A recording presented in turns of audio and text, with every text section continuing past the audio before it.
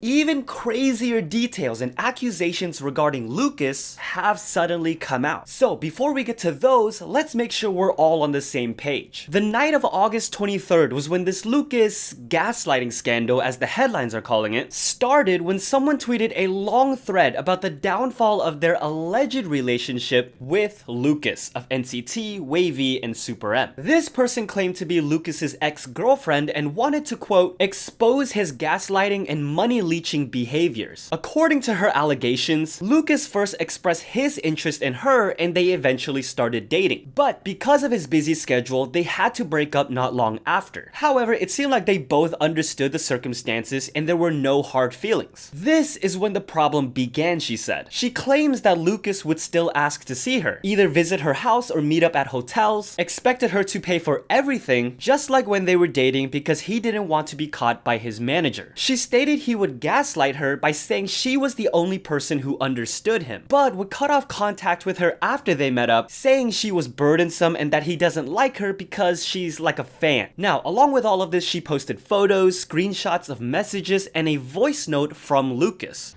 나 방금 씻었어. 나 이제 준비해야 돼. However, fans apparently were able to debunk the evidence quite quickly, most notably disproving the voice chat as one he's posted for fans on Bubble.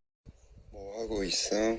나 방금 씻었어. Along with this, there were many things about this girl's story that made it hard for people to believe. For example, why would he need her to buy him expensive luxury gifts when he basically already gets those kind of gifts from a lot of fans and fan clubs? The timing of this seems suspicious, as his song Jalapeno with Henry was supposed to be released the next day. But after the initial accusation exploded and then was possibly debunked, two more people came out with the same gaslighting and money leeching accusations. On top of that, they added that he badmouthed his fellow members, posted more pictures as evidence, and said they decided to come out when the overlapping timeline of other accusations revealed he was possibly cheating on these girls. And then, hours after a post claiming Lucas was spam calling the initial accuser after the allegations, both Lucas and SM have come out with apologies. Lucas's handwritten letter says he sincerely apologizes to those hurt by his wrongdoings and would like to apologize personally if given the chance. Looking back at his own behavior, it was clearly wrong and he will halt activities in order to reflect. SM's statement acknowledges the seriousness of the situation and confirmed Lucas's activities, including the planned release for that day, will be suspended for the time being. I guess this is when the floodgates started opening because another anonymous post came out claiming to be a staff member, basically revealing a big fight Lucas had with his manager after being confronted about his extravagant lifestyle, going into how Lucas would treat that manager and the rest of the staff afterward. But it doesn't end there. The initial accuser took this opportunity to put out even more details about their alleged relationship. This included things like Lucas insisting on sexual intercourse even though she was on her period, that he mentioned Chen's marriage news and said, if you end up with a baby, of course you need to get married. Should we do that too? Although I'm not really sure what tone we're supposed to read that with. Things about his first sexual experience involving a massage parlor in China, but she also wrote that he apparently said his manager would see him sneaking out to meet a girl, yet let him go anyway. Many thought this was very contradictory to her previously saying he was afraid that the manager would see his credit card purchase history. That's why many people wished either Lucas or SM would have been more specific with their statements. Go over what is absolutely false and what has truth to it. Because, like we mentioned earlier, just an apology opens the floodgates to more anonymous posts and the perception that everything is true. And while many people now see his apology and SM's suspension of activities as very telling that there's validity to these claims, you do still have those who think much of this is fabricated and that SM forced Lucas to put out that apology. Let me know your thoughts. Are you neutral for now, think these accusations are true, or still believe they're fabricated and upset with the way SM handled things? Or to quote BTS's Jin, screw the agency. However, let's talk about that quote, the context behind it, and beyond that, the backlash that came about this week that has just escalated. So that quote came from an exclusive interview with Billboard where Jin was talking about what led up to them re-signing with HYBE. Remember, they considered disbanding a few years back. And now, according to Jin, while they were contemplating what to do, he revealed where their heads were at one point. Jin stated, "I don't know if I should say this, but we said screw the agency, screw everything, let's put our faith in the members and the fans and start again." As we all know, they did decide to resign, as HYBE promised to pull out all the stops for them, and Jin seems to think they've kept that promise so far. Now, while the screw the agency line has received a lot of attention, the interview and magazine overall is now facing backlash because another part of that interview asked BTS directly how they felt about chart manipulation and their fans' involvement, quote, "Through above board means, ARMY has long exploited loopholes in music chart rules." Obviously, you can see why that would upset fans, who are also asking why they posed that question to BTS and not any other Western artist who themselves have done things like bundles, remixes, and had fans using VPNs. RM's kinda savage response was pretty much the same thing when he said, and I paraphrase, "If there's a conversation inside Billboard about what being #1 should represent, it's up to Billboard to change it. Slamming us or our fans, I don't know if that's right. It just feels like we're easy targets because we're a boy band or a K-pop act." And for those who think this is just fans getting upset and boycotting the magazine, well, just today, another domino has tipped over, and Crocodive is the first store to announce they will not be selling the magazine, or set of magazines, for a whopping $175. Wow. With all of this going on in the K-pop world, it's crazy to think that it was also this week that SM Entertainment and P Nation both confirmed that yes, Red Velvet's Joy and Crush are dating.